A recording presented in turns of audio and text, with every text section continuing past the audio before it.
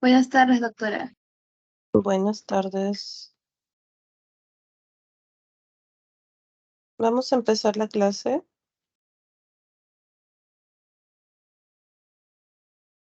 Entonces, el día Hola, de hoy, sí, hola, doctora.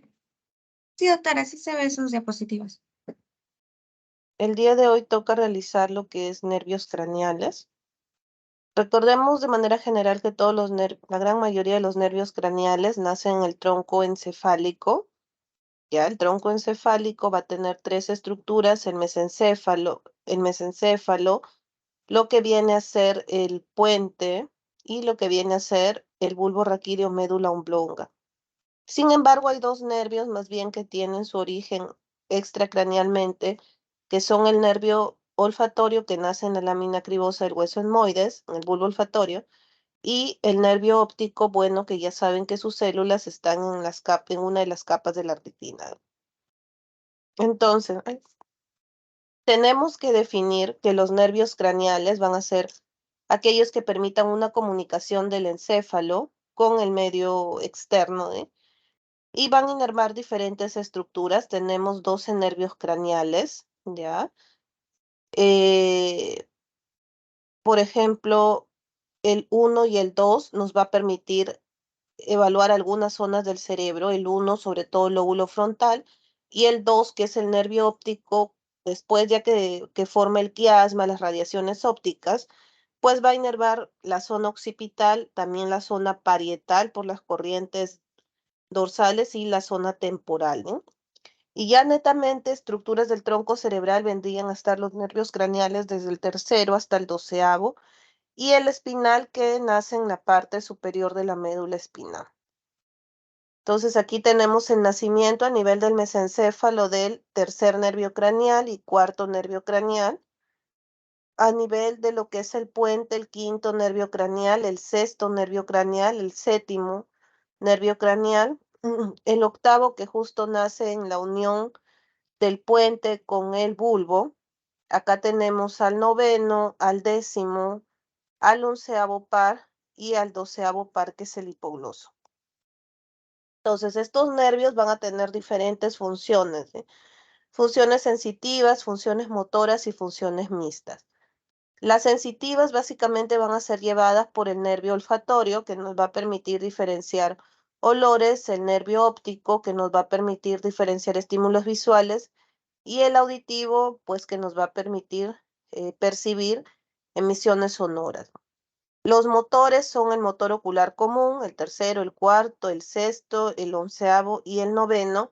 Y nervios mixtos, o sea que tienen función sensitiva y motora, son el trigémino, el facial, el glosofaringeo y el vago. ¿Qué puede dañar un nervio craneal? Son diferentes causas. Causas, por ejemplo, vasculares, podemos tener causas vasculares como un SB isquémico, un SB hemorrágico, infecciosas, toxoplasmosis, criptocoscosis, gomas sifilíticas. Inflamatorias son causas muy importantes, la esclerosis múltiple y el espectro de neuromielitis óptica. Tóxica, algunas intoxicaciones degenerativas y tumorales. Nervio olfatorio se va a originar en las células bipolares que recubren la mayor parte del cornete nasal superior. Acá tenemos. Y la pared opuesta al tabique en las fosas nasales, en la mancha amarilla. La exploración del primer nervio craneal se tiene que hacer usando sustancias que no sean irritables a la mucosa nasal. Por eso, en realidad, lo que más se prefiere es café y cacao, ¿ya? Y no se prefiere usar ni alcohol ni perfumes porque pueden irritar la mucosa, ¿no? Entonces aquí tenemos el nacimiento del nervio olfatorio y luego cómo va por la base del cráneo, sobre todo por la zona del frontal del cerebro. La evaluación se hace de esta manera. Por ejemplo, aquí están usando perfume. Se tapa una fosa nasal y se pide al paciente que huela, que perciba el olor, y luego se tapa la otra fosa nasal también para que perciba el olor. Entonces, ¿qué nos podría causar alteración de este nervio? Los traumatismos craneales, las lesiones en las porciones basales de los lóbulos frontales, un meningioma de tracto olfatorio y las infecciones nasales como sinusitis, rinitis alérgica, ¿no? Entonces, cuando yo no percibo ningún olor, se llama anosmia. Cuando la percepción de olores está disminuida, se conoce como hiposmia. Cuando hay percepción incrementada de olores, se llama hiperosmia. Cuando percibo de manera diferente el olor al olor que se me está exponiendo, se llama paranosmia. Y cacosmia es cuando yo percibo malos olores.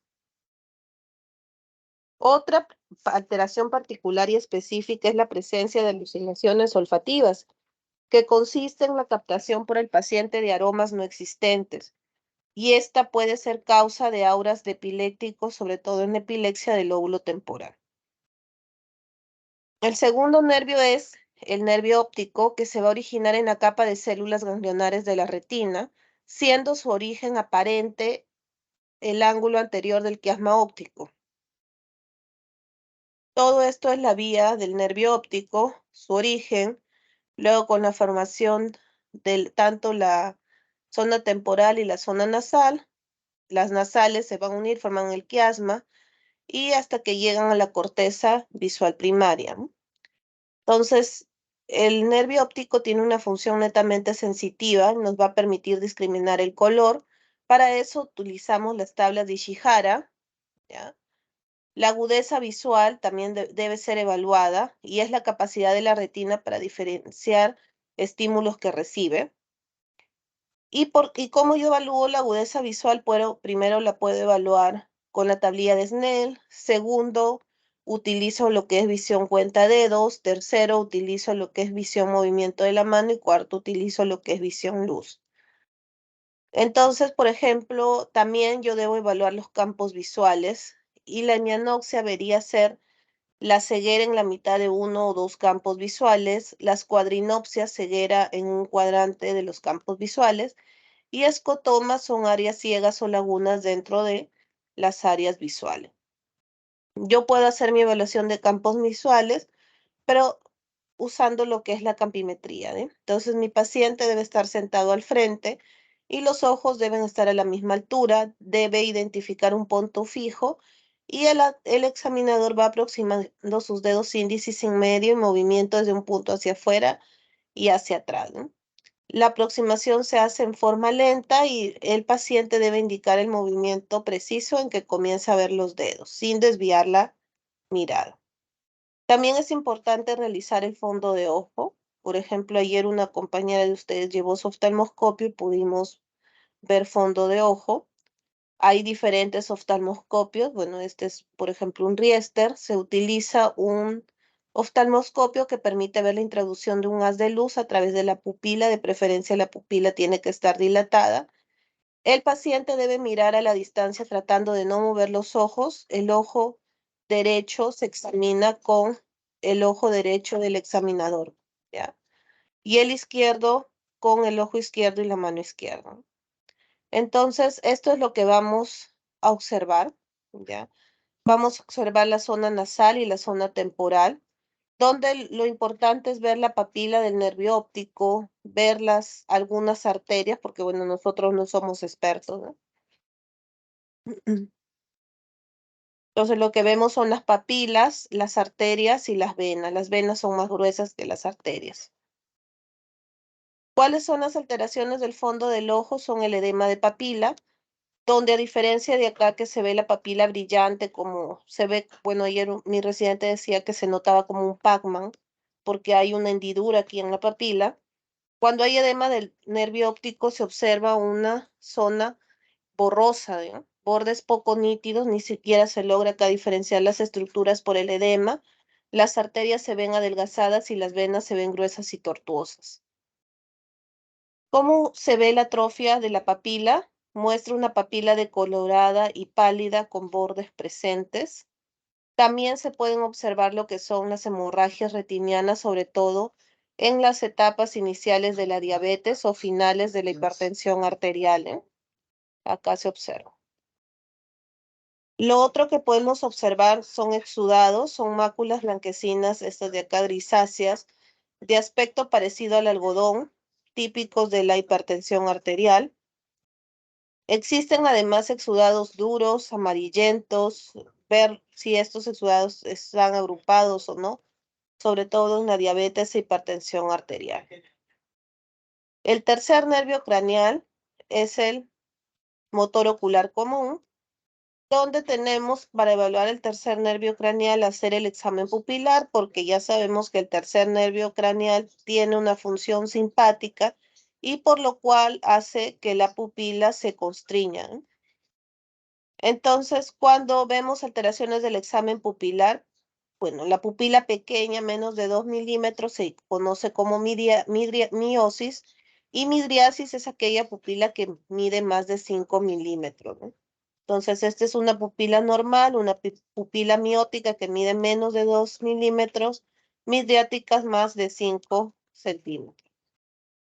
Y anisocoria viene a estar definido como la diferencia de tamaño entre las pupilas y que tiene que ser más de 1, esa diferencia, ¿sí?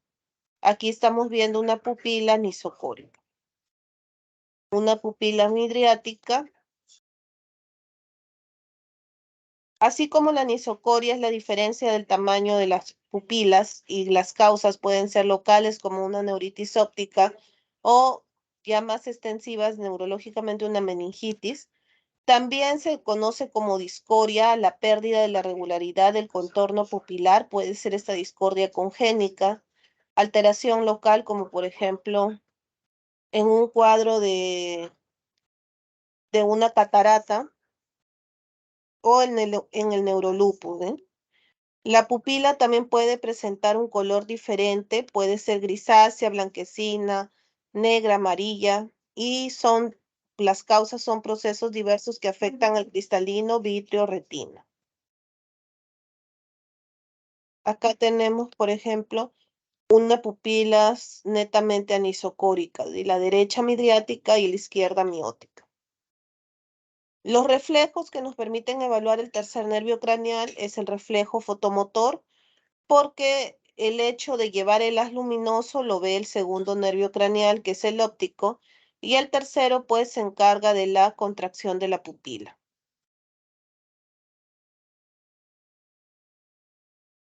Entonces tenemos que la vía del tercer nervio craneal es bien grande, sale a nivel del mesencéfalo, aquí a nivel del núcleo del tercer nervio craneal, y tiene todo esto recorrido para inervar lo que es el músculo elevador del párpado superior, para inervar el recto superior, el recto interno, el recto, ¿cómo se llama? Recto inferior también inerva, y da origen pues a su función motora y también a su función visceral parasimpática, ¿no? Entonces, su origen real es el mesencéfalo, sobre todo ventral al acueducto de Silvio a nivel del colículo superior y muy cerca al núcleo rojo. El núcleo rojo es una zona del mesencéfalo que tiene que ver mucho con los movimientos involuntarios o anormales, ¿eh? Como por ejemplo, su daño produciría un temblor. Todas estas son las estructuras que va a inervar el tercer nervio craneal, el núcleo parasimpático de Edinger-Westphal, va a inervar el elevador del párpado superior, ¿ya? Que es este de acá, y por eso el elevador del párpado superior da dos ramas, tanto al ojo derecho como al ojo izquierdo. También inerva al recto medial, al recto inferior, al recto superior y al oblicuo inferior. Entonces, cuando sale del tronco cerebral, se dirige hacia adelante a través de la fosita posterior, pasa entre dos estructuras importantes, la arteria cerebelosa superior, ya por debajo del tracto óptico, entra la fosa media arriba del clinoides posterior y a la fosita pituitaria cerca de la arteria comunicante posterior. ¿Por qué es importante esta estructura? Porque ahí se pueden producir aneurismas y también podrían causar una lesión del tercer nervio craneal, ¿no? Y ambas divisiones ya entran en la órbita para dar inervación a los diferentes músculos del movimiento de los ojos, ¿no? Entonces acá tenemos cómo inervan al músculo elevador del párpado superior, al recto medio, al, ¿cómo se llama? Al recto y al oblicuo inferior, ¿no? La división superior va a inervar a dos zonas, al elevador del párpado superior y al recto superior. Y por lo tanto, durante todo este recorrido, desde que sale del mesencéfalo al que llega a la órbita, se puede lesionar el tercer nervio craneal.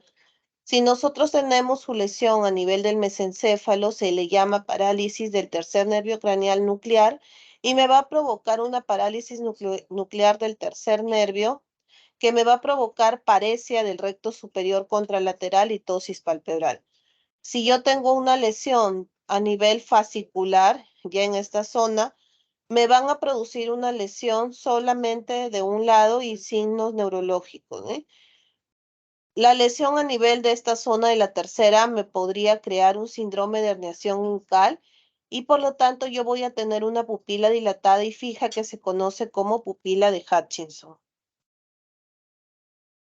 El cuarto nervio craneal, que es el patético, tiene un núcleo de origen a nivel del mesencéfalo, ya, que es este el nervio, todo este, por debajo del tercero y se va a entrecruzar con el del lado opuesto. Aquí vemos cómo se entrecruzan ambos cuartos y luego van a transcurrir en la periferia con los otros oculomotores para inervar finalmente. Este cuarto solamente inerva un músculo que es el oblicuo mayor o el que se conoce como oblicuo superior. Entonces aquí tenemos cómo nace acá en su núcleo porque este es el núcleo del tercero, este es el núcleo del cuarto y tenemos cómo se va de por acá.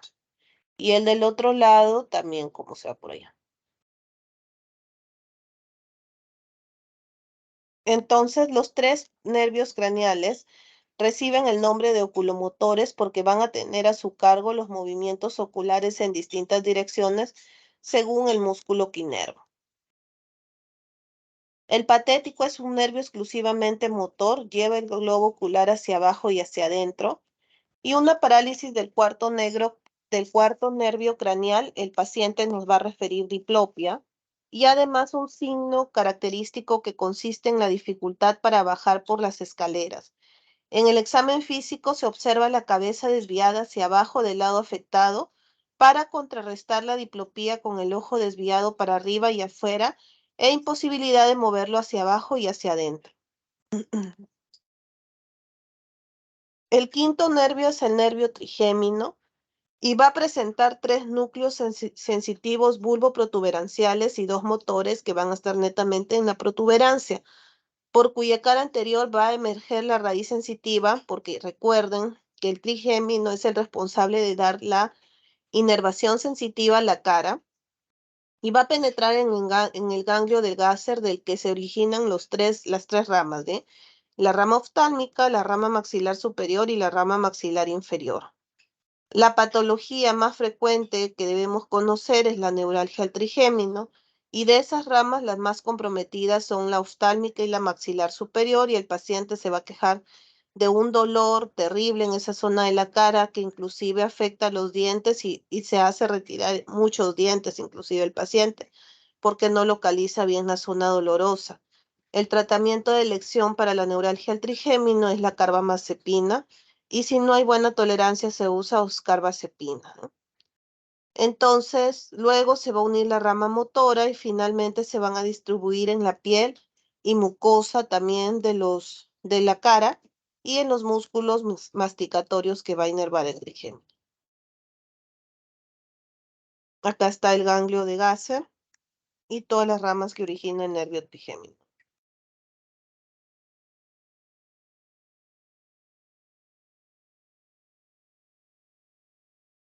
Es un nervio mixto que tiene funciones motoras, sensitivas y vegetativas. La rama motora va con el nervio maxilar inferior e inerva los músculos, sobre todo maceteros, temporales y pteregoideos, que va a permitir los movimientos de lateralidad e inervan también el músculo del martillo.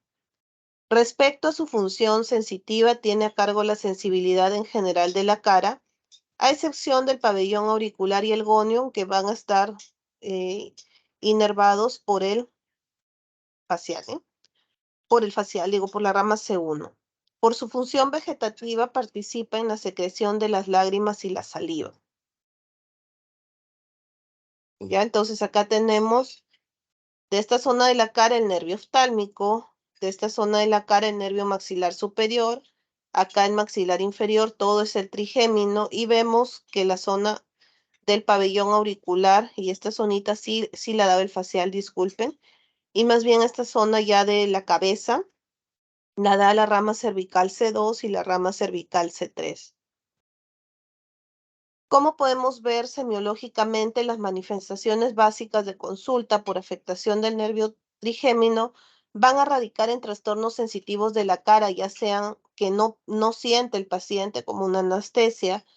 De manera irritativa, mi paciente me va a referir dolor, o también la parte motora afectada me va a referir que los músculos están paralíticos y no va a poder masticar, ¿no? O irritativos también que puede haber el trismo, como por ejemplo en la infección por el tétano, ¿no?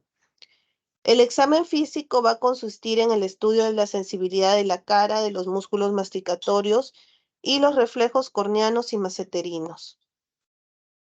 Entonces la sensibilidad se evalúa pues ya sea con esta estructura que viene en los martillitos de reflejos, o también hay estructuras propias de sensibilidad y si no se tienen, se puede usar un algodón, ¿no? Entonces las pruebas se realizan en las áreas de cada rama de manera comparativa y voy yo comparando, ¿no? También hay puntos dolorosos de Vallée que deben investigarse, el punto doloroso supraorbitario, infraorbitario, mentoniano, y se va comprimiendo con firmeza en el orificio de salida de dichos nervios. La maniobra, o sea, el hecho de tocar esas zonas no causa dolor, pero produce dolor cuando la rama específica está alterada, como por ejemplo en casos de neuritis, sinusitis o afectaciones dentarias. En ocasiones es útil la realización de una percusión unidigital suave en los senos paranasales que pueden provocar dolor si hubiera sinusitis. Acá está la zona supraorbitaria, infraorbitaria evaluada y la zona mentoniana. Alteraciones de la sensibilidad pueden ser por parálisis o irritación. Si existe hipoestesia o anestesia, el paciente va a referir que no siente la cara cuando se afeita o cuando se toca.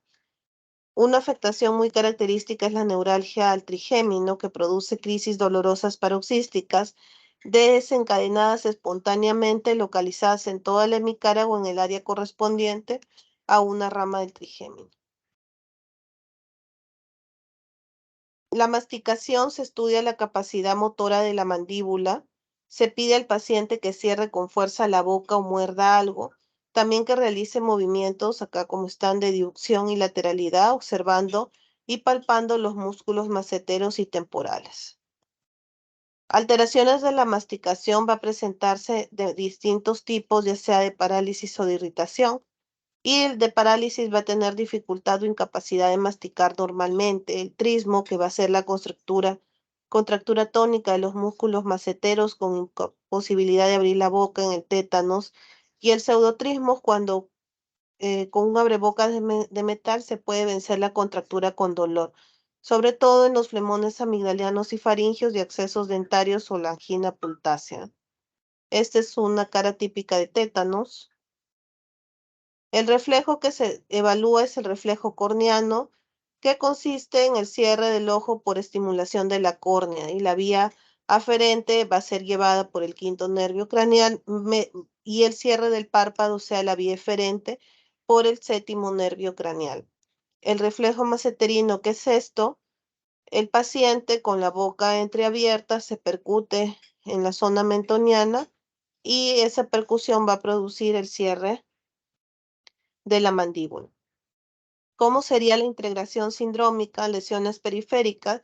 Vendría a ser la afección de todo el nervio y las manifestaciones son anestesia de la piel, trastornos de la masticación, menor secreción salival y lagrimal, caída de dientes, trastornos auditivos por disfunción del martillo. Si se pide al paciente que abra la boca, la mandíbula se desplaza hacia el lado paralizado, empujado por la contracción de los pterigoideos sanos. El gusto se afecta por hipoestesia o anestesia de la lengua y hay evolución de los reflejos maceterinos. También puede haber una alteración individual de alguna rama que va a producir anestesia o hiperestesia en la zona, como este paciente que está con una patología herpética, ¿ya? Y pueden afectar aquí, solamente ha habido afectación de la rama B1 del nervio trigémino. El sexto nervio craneal también es un nervio de los ojos que va a inervar al músculo motor ocular externo. Nace a nivel del puente, ¿ya? Y también pues desde su nacimiento hasta llegar a la órbita va a producir diferentes síndromes, ¿sí? Porque va a venir por acá hasta que sale y llega a la órbita. Cuando se afecta netamente a nivel de lo que es un nacimiento, o sea, en el núcleo del sexto nervio craneal, ¿ya? Dice, estructuras dentro del puente que son afectadas por una lesión que afecta al sexto nervio craneal. ¿Y qué me va a provocar? Me va a provocar un síndrome de Horner del mismo lado que se ha lesionado, ipsilateral. En síndrome de Horner vamos a tener miosis y vamos a tener lagrimeo, ¿no? Y cómo se va a afectar acá una zona, dice, cuando se va a lesionar la formación reticular paramediana continua, voy a tener yo una parálisis de la mirada conjugada horizontal ipsilateral. También me puede provocar diferentes síndromes de acuerdo a la zona que está afectando, ¿eh? El síndrome de Miller-Guber, que yo voy a tener una paresia del sexto par, paresia ipsilateral del séptimo par y una hemiparesia contralateral. En el síndrome de Reynolds voy a tener paresia del sexto par, hemiparesia contralateral. En el síndrome de Foville voy a tener parálisis de la mirada conjugada horizontal, parálisis ipsilateral del quinto, séptimo, octavo nervio y un síndrome de Horner ipsilateral. El sexto nervio también se puede lesionar en el espacio subaracnoideo, ¿ya? Entonces nos va a dar origen a una parálisis del sexto nervio craneal porque se eleva la presión intracerebral. ¿Y qué me puede causar esto? Me puede causar las hemorragias, las infecciones, las inflamaciones por sarcoidosis, las infiltraciones por un linfoma, leucemia o carcinoma. También se puede lesionar a nivel de la punta del peñasco y también me va a dar origen a tres síndromes, al síndrome de Graderiños, a la fractura del hueso petroso y a un síndrome que se conoce como pseudogradenigo. El síndrome de Gradenigo se va a manifestar por una disminución del sexto nervio craneal ipsilateral. También va a haber disminución de la audición, va a haber dolor facial ipsilateral. La fractura del hueso petroso me originaría una fractura de base seguida de un traumatismo y me va a lesionar al quinto, al sexto, séptimo y octavo. Y también se va a asociar esta fractura de tímpano sobre todo. Se puede lesionar a nivel del seno cavernoso y me ocasionaría, además de una parálisis del sexto nervio craneal, una parálisis del tercero, del cuarto y de la rama B1 del trigémino. Como va a inervar el plexo oculosimpático carotídeo, me ocasiona un síndrome de Horner y también me podría alterar el nervio óptico y el quiasma. En el síndrome del seno cavernoso, hacer el diagnóstico diferencial con traumatismos, causas vasculares, neoplasias o inflamatorias. El síndrome orbitario ya es cuando el nervio llega pues a la órbita y me va a provocar pues una parálisis, o sea, incapacidad del ojo llevar hacia afuera, ¿eh? Las causas más frecuentes a veces puede ser como la diabetes, la tuberculosis, ya a ese nivel. El síndrome orbital sexto es que me va a ocasionar, una parálisis del nervio motor ocular craneal, sobre todo cuando es pacientes jóvenes, pensar en una neoplasia y en adultos en una mononeuritis isquémica, ¿eh? En niños, si se excluye trauma, la causa más frecuente son tumores del glioma del tronco cerebral. ¿Qué estudios yo debo pedir? Porque también la causa son las diabetes, enfermedades hipotiroideas, debo pedir todos mis exámenes de laboratorio específico, ¿no? Entonces, dentro de las causas que me pueden dañar el sexto nervio craneal, en general son las neoplasias, los traumas, aneurismas también, isquemias, causas indeterminadas. En 8 a 30% no se logra determinar la causa. 16 a 30% también la puede producir las leucemias, migrañas, un pseudotumor cerebral, esclerosis múltiple. Y también descartar enfermedad tiroidea, por ejemplo. El séptimo nervio es el facial, que va a tener un núcleo motor que se va a localizar entre la protuberancia y el bulbo, y otro sensitivo que va a estar localizado netamente en la protuberancia. Sus fibras se unen y van a salir por el ángulo pontocerebeloso en íntima proximidad con el octavo nervio craneal, el cual penetra en el conducto auditivo interno. En este trayecto, el facial envía ramas a las glándulas lacrimales y al estribo. Ramas especiales son la cuerda del tímpano, que llevan fibras sensoriales para el gusto, y fibras vagales que regulan la secreción de las glándulas salivales, submaxilares y sublinguales. El facial sale del peñasco por el agujero estilomastoideo y en la parótida se va a dividir en dos ramas terminales, la rama temporofacial y la rama cervicofacial. Ya aquí está todo el recorrido del nervio facial.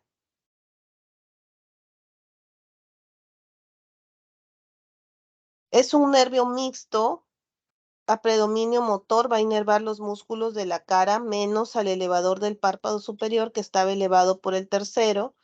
También inerva el cutáneo del cuello e interviene en la motilidad de los huesos del oído. Con sus fibras sensitivas inerva el conducto auditivo externo, la membrana timpánica, el pabellón auricular, el área retroauricular y el ángulo mandibular o gonio, que es esta zonita. Sensorialmente tiene a su cargo el gusto por debajo de la B, por delante de la B lingual, que es la cuerda del tímpano, unido al lingual del quinto par, que es el núcleo del tracto solitario. La función neurovegetativa es sobre la secreción lagrimal, salival y sudorípara de la cara. Producen también vasodilatación de la arteria auditiva. El examen físico va a consistir en estudiar la simetría facial, la motilidad de los músculos de la cara, porque es el nervio de la mímica, la sensibilidad y el gusto del tercio anterior de la lengua. En la simetría facial, si hay alteraciones de la simetría, las facies del paciente están asimétricas, con formas diferentes según presente una parálisis facial central. El compromiso va a ser del hemicara inferior y se preserva lo que son el hecho de arrugar la frente, o periférica, la afectación es del hemicara completa. ¿Cómo yo investigo la motilidad de los músculos de la cara? Se investiga pidiéndole al paciente que realice distintas acciones, que frunza la frente, eleve el párpado, cierre los ojos con fuerza, o los intente abrir con oposición sobre los párpados superiores, cierre y abre las narinas, muestre los dientes o abra la boca, silba o sople. Luego se observa el reliegue del músculo cutáneo del cuello, primero en reposo y después provocando su contracción. Para esta acción se solicita al paciente que baje la cabeza poniéndose el examinador en esta opción. Entonces acá tenemos las diferentes maniobras para examinar el nervio facial.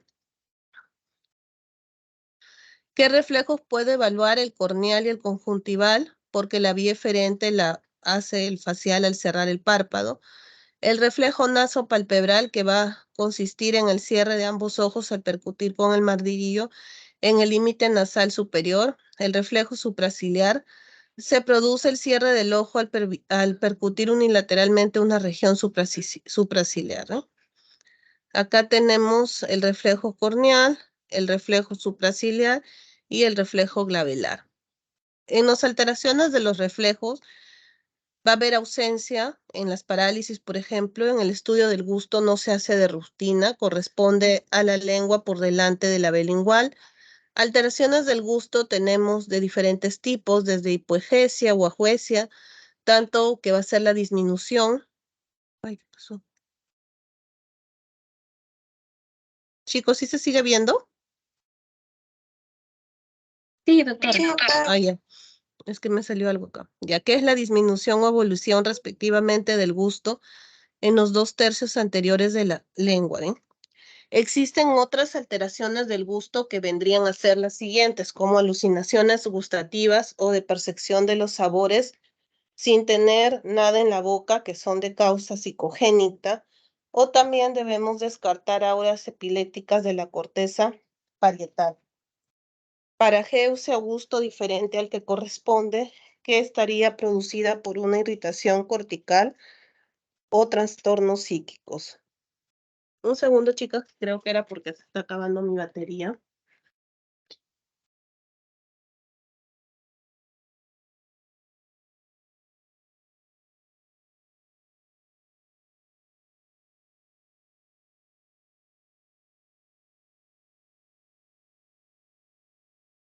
¿Cómo integramos sindrómicamente ya el nervio facial? El estudio semiológico del séptimo nervio craneal nos permite identificar distintos tipos de parálisis según la localización lesional periférica y central, nuclear o supranuclear, para comprender las diferentes manifestaciones de la parálisis.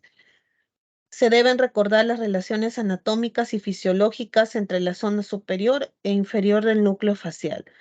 La mitad superior de cada hemicara, músculo frontal, supraciliar y orbicular de los párpados, recibe estimulación cortical bilateral, mientras que la inferior solo unilateral, ¿eh?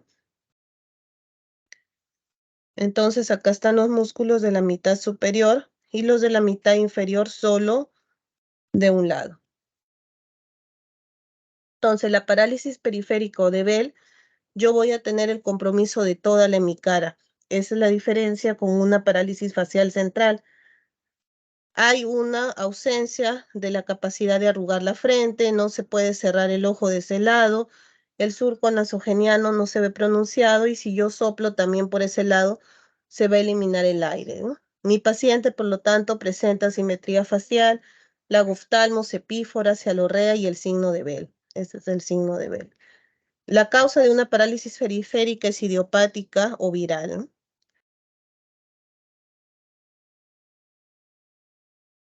Otros síntomas asociados es el signo del fumador de pipa y evolución del reflejo corneal, nasopalpebral y supraciliar. Hay hipoageusia por delante de la bilingual.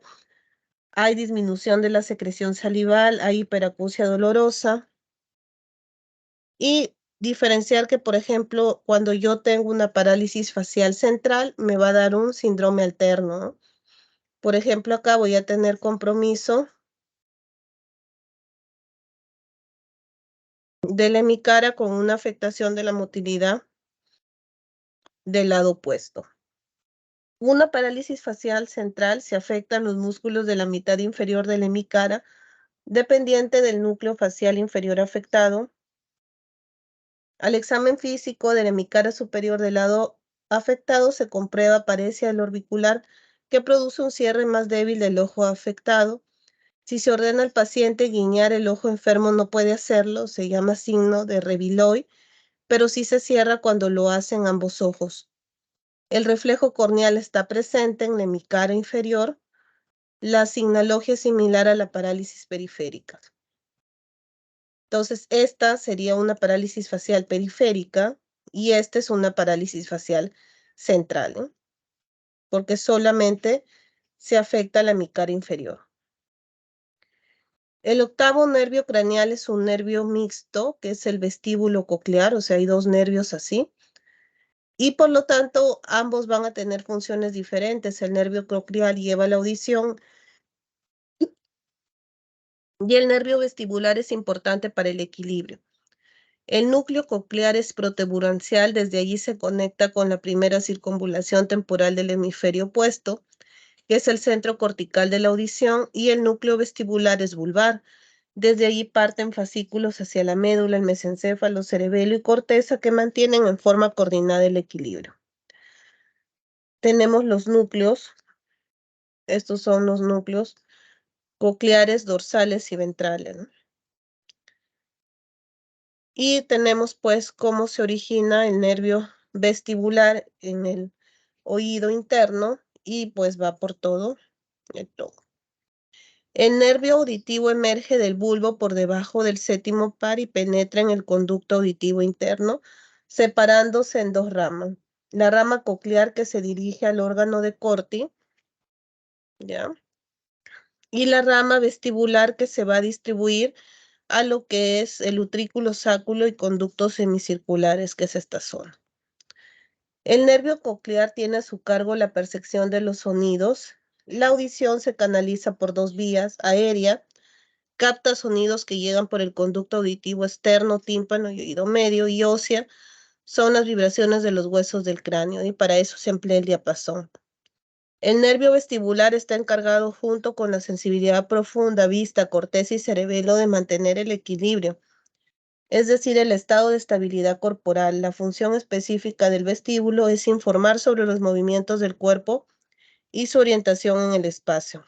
¿Cuál es la semiotecnia de la rama coclear? El paciente puede referir distintos síntomas: disminución en la audición de los sonidos habituales, no puede escuchar bien la campanilla del teléfono, timbre, la intensidad del sonido de la radio y televisión. Puede decir que hay tinitos o acúfenos, que es la percepción de zumbidos con tonos agudos o silbidos.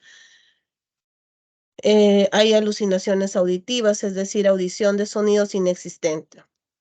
En el tema de alucinaciones, sobre todo las auditivas, siempre primero debo descartar que no sean psiquiátricas, o sea, una esquizofrenia, mientras que cuando tenemos alucinaciones visuales, siempre antes de pensar que se traten en algo psiquiátrico, debo descartar lo neurológico.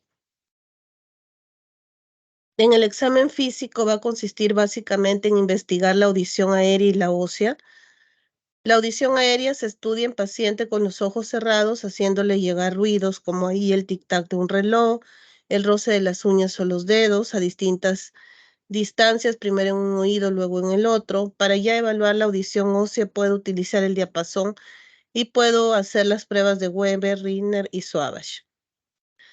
La prueba de Weber, que la realizo yo con el diapasón, primero haciéndolo al paciente que escuche la conducción aérea y luego la ósea, y lo normal es de que la aérea sea mayor a la ósea, ¿no? Alteraciones de la rama coclear nos van a producir los síndromes de hipoacusia, que es disminución de la audición, y anacusia, la abolición. La hipoacusia puede ser de distintos tipos: de conducción, el sonido no llega a la cóclea por alteración del oído externo medio, o de percepción o sensorial, el sonido está mal conducido los centros superiores por alteración del oído interno. Hipoacusias especiales pueden detectarse en un examen clínico general de una hipoacusia histérica o sordera simulada, que se identifica haciendo ruidos intensos a espaldas del paciente, que cerrará los ojos al percibirlo. La presbiacusia, que es la disminución de la audición en el anciano, y la paracusia es una diferente percepción de la intensidad del sonido real. En la rama vestibular, el síntoma más típico y característico es el vértigo, que es una sensación de desplazamiento inexistente de uno mismo, o sea, inestabilidad o del entorno que lo rodea con tendencia a caerse. Se lo define como una alucinación rotatoria. El vértigo vestibular es típico, es con tendencia a caerse siempre hacia el mismo lado. La coordinación estática se realiza diferentes maniobras, la más práctica es la de Romberg. Alteraciones de la coordinación estática: mi paciente cae siempre hacia el lado del laberinto, que no está funcionando bien. La marcha se le estudia con los ojos cerrados, dando unos pasos hacia adelante y luego hacia atrás. En condiciones normales, el paciente se proyecta sobre una línea recta. Se puede sensibilizar el estudio haciendo que marche en punta de pies o sobre talones, en tándem, un pie delante del otro. Alteraciones de la marcha en general siempre tiende a ser lateralizada al mismo lado que está lesionado. Estos son los tests que también se pueden hacer: el test de Barani, que el paciente sentado con los brazos extendidos hacia adelante y los dedos índices señalando hacia el frente. Si también se ve que el paciente se aleja, si hay desplazamiento, la prueba es positiva y los dedos siempre se desvían hacia el lado afectado. La maniobra de Discolpi, que sobre todo se utiliza para el vértigo: el paciente sentado en la mesa con las piernas extendidas, se toma la cabeza, se gira 45 grados, se hace un movimiento rápido y se tira el paciente sobre la camilla, y se observa la presencia de un nistagmos y síntomas asociados durante a 30 a 60 segundos. Y luego se reincorpora al paciente y se realiza la maniobra del otro lado. La prueba de Babinski es que yo pido a mi paciente que dé 5 pasos hacia adelante y 5 pasos hacia atrás para verificar el equilibrio. Si la marcha se desvía unos 45 grados o si mi paciente forma una estrella, la prueba es positiva hacia el lado afectado. La prueba de Gutenberg, el paciente con los ojos cerrados, se le dice que simule una marcha en el mismo lado donde se encuentra y se van contando unos 40 pasos. Si se desvía más de 45 grados, la prueba es positiva para el lado afectado. La maniobra de Romberg es mi paciente con los pies juntos, brazos extendidos, con los ojos cerrados. Si pierde el balance, también es prueba positiva. Y la sensibilizo si coloca a mi paciente un pie delante del otro y también si se va hacia un lado es positiva la prueba. El nistagmo, su estudio se realiza con los nervios oculomotores. Las lesiones vestibulares me ocasionan nistagmo. Yo tengo un síndrome vestibular central, se afectan los núcleos por separado y hay manifestaciones aisladas en la periferia, inclusive un vértigo de poca notoriedad y no hay sordera. En el síndrome vestibular periférico, al afectarse el nervio en su totalidad, hay una serie típica de manifestaciones, un vértigo paroxístico, hay zumbidos, nistagmos, tendencia a caída, marcha lateralizada, romber positivo. La sintomatología siempre es hacia el mismo lado según el laberinto esté hipoexcitado o hiperexcitado. El noveno nervio craneal es glosofaringio. Las fibras motoras se originan en el núcleo ambiguo, común al 10º y 11º, las sensitivas en la porción superior del bulbo, desde donde salen como un solo tronco, y luego de atravesar el agujero rasgado posterior se distribuyen por la orofaringe y la lengua. Es un nervio mixto, motor, sensitivo, sensorial y neurovegetativo. La actividad motora se ejerce sobre los músculos de la orofaringe, estilofaringio y constrictor de la faringe, por lo que va a participar en los movimientos deglatorios. La sensibilidad da a la parte posterior de la lengua y la orofaringe. Sensorialmente proporciona el gusto al tercio posterior de la lengua por debajo de la bilingual y referido a su función neurovegetativa, regula la secreción de la glándula parótida. Semiotécnicamente, el paciente puede referir que cuando toma agua hay salida de líquido por las fosas nasales acompañada de tos. Al examen físico estudia la motilidad y sensibilidad orofaringea, reflejos nauseosos faringeos y del gusto. Motilidad. Los pares noveno y décimo se exploran en conjunto, se investiga usando un bajalengua y pidiéndole al paciente que diga A, y se observa que el paladar blando se eleve en un movimiento simétrico.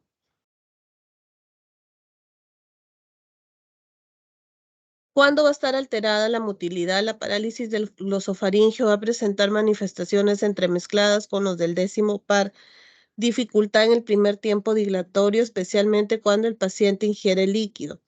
Hay falta del reflejo velo-palatino cuando el paciente dice A y la úvula se va a desviar hacia el lado sano. Los reflejos a evaluar son el nauseoso y el faríngeo. En el reflejo nauseoso, la estimulación de la faringe va a producir náusea y la vía es glosofaringeo vagal. Reflejo faríngeo, la excitación de un lado de la faringe produce la contracción de ese lado y alteraciones de estos reflejos estarían abolidos en las parálisis. Sensibilidad corresponde a la mucosa orofaringe del tercio posterior de la lengua.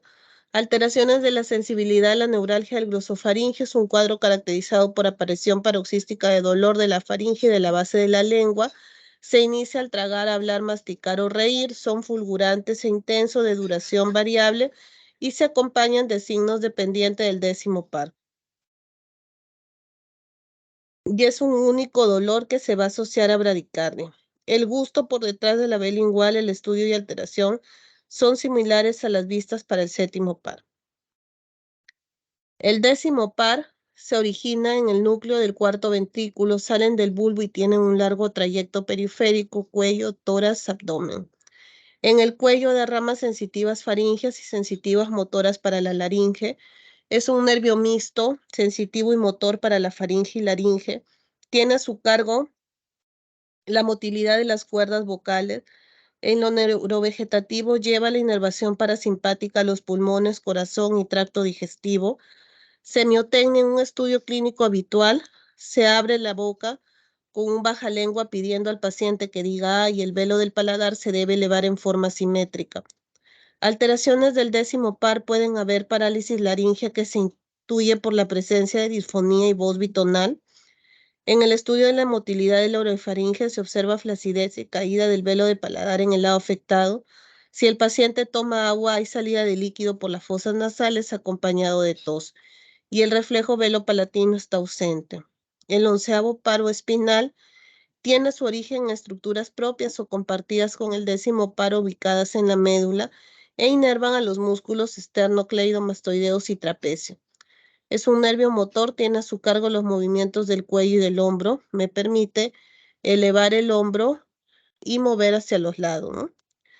Entonces el estudio se inicia con la evaluación del estado trófico de ambos músculos con inspección y palpación. El músculo esternocleidomastoideo se investiga pidiendo al paciente que gire la cabeza al tiempo que el examinador se opone al movimiento y se aprecia la contracción del músculo del lado opuesto. En el trapecio se pide al paciente que eleve los hombros y los lleve hacia adelante.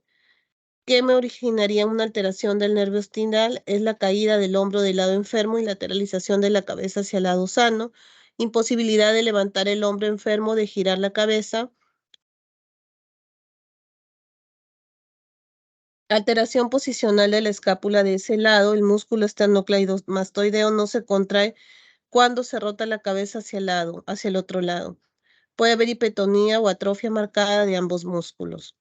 El 12º paro hipogloso tiene un origen vulvar, sus ramas periféricas inervan los músculos de la lengua. Es un núcleo exclusivamente motor, tiene a su cargo la motilidad de toda la lengua. El paciente puede referir problemas con la masticación, deglución y se acompañan de disarte. Para el examen físico, primero se realiza la inspección pidiendo al paciente que saque la lengua y la mueva hacia todos los lados.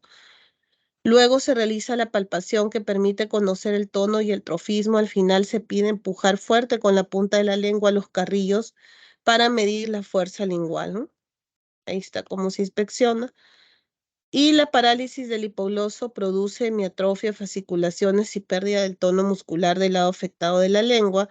La punta se desvía hacia el lado paralizado por la contracción del genioglóseo sano. Cuando yace en la cavidad vocal se desvían hacia el lado sano. Entonces, bueno, como ven ustedes es bastante.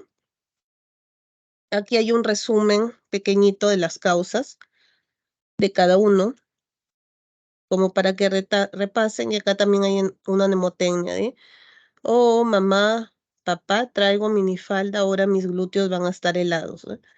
Entonces ese es el orden para que nos haga acordar de todos los nervios del orden, ¿eh? Y dónde están su origen y su función. Y eso sería todo.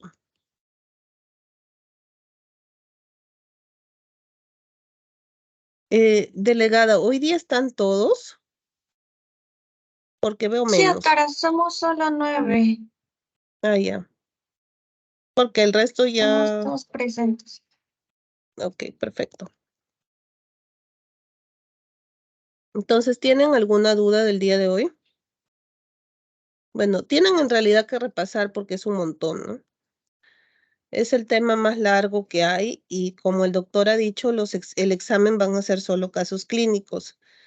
Entonces, como ustedes han visto, les he puesto mnemotecnias de los casos clínicos. Repasen de ahí porque de ahí voy a poder hacer preguntas yo en referencia a casos clínicos.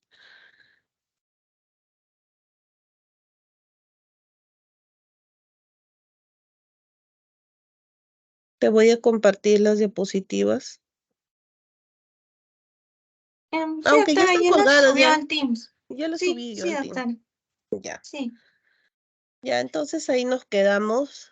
Nos estamos viendo, creo que la otra semana también me toca dar clase. El Y eso próximo sería martes, doctor. el próximo martes. Ujú. La última clase, sí, con usted. Ok, entonces ahí nos quedamos. Ya, muchas gracias, doctora.